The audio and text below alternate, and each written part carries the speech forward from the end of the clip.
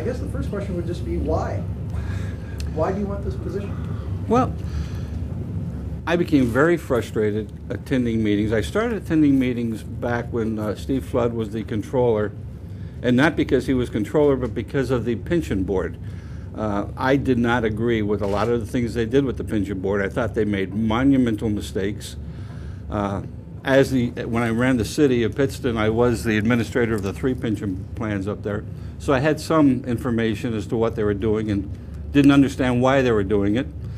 And I found that by attending those meetings, I was kind of stonewalled. I couldn't get the information I wanted. It took me 6 months to get to read the minutes of their meetings. When I did, I found out they were doing things that really should not have been done, and they were able to correct that, and they made adjustments for it, and I'd be happy to explain that if you would like me to later on. I have been attending regular meetings for the last number of years, and I find that as a citizen, they allow you to speak, but they don't take what you say seriously. It's kind of like, what do you have to say? Okay, next.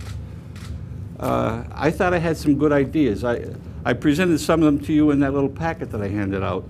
I don't view government, and I think I can speak with some experience, I don't view government as rocket science. I view it as common sense.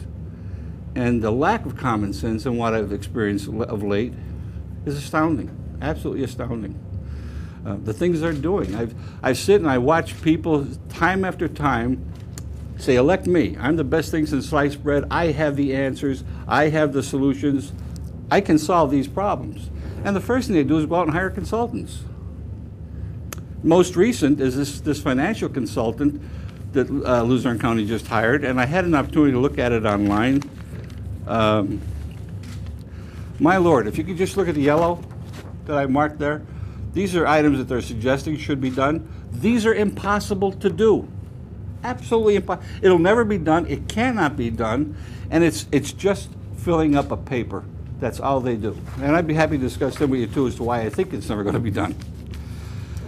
So I was getting frustrated. And I said to them one day, as a citizen, you're not paying any attention to me.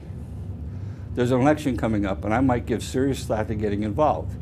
And if I have the podium, if I have an opportunity to sit up here with the TV cameras on me, maybe then I can have some impact. I did. Of the 3 candidates running, I was the only one who asked for the appointment.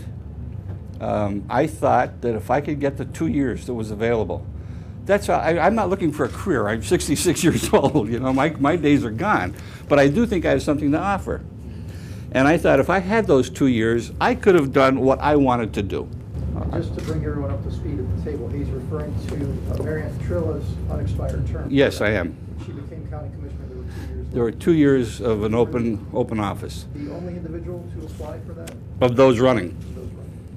There were others who ran in the primary, Ed Berminski, and I don't recall who else, but there were a couple who did apply for it.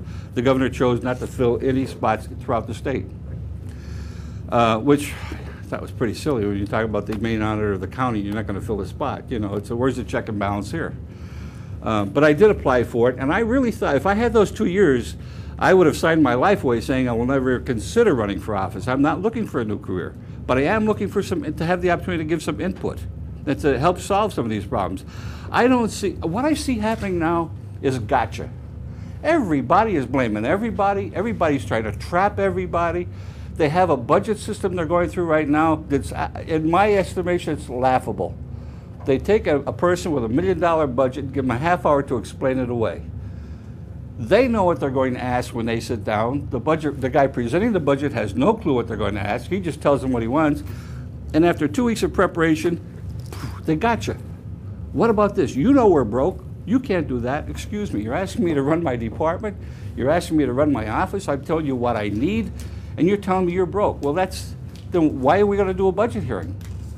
Why didn't they start this back in September, even in August? Most of the expenses are fixed expenses, so it doesn't require, again, it's not rocket science. You have a wish list and you have things that you have to deal with.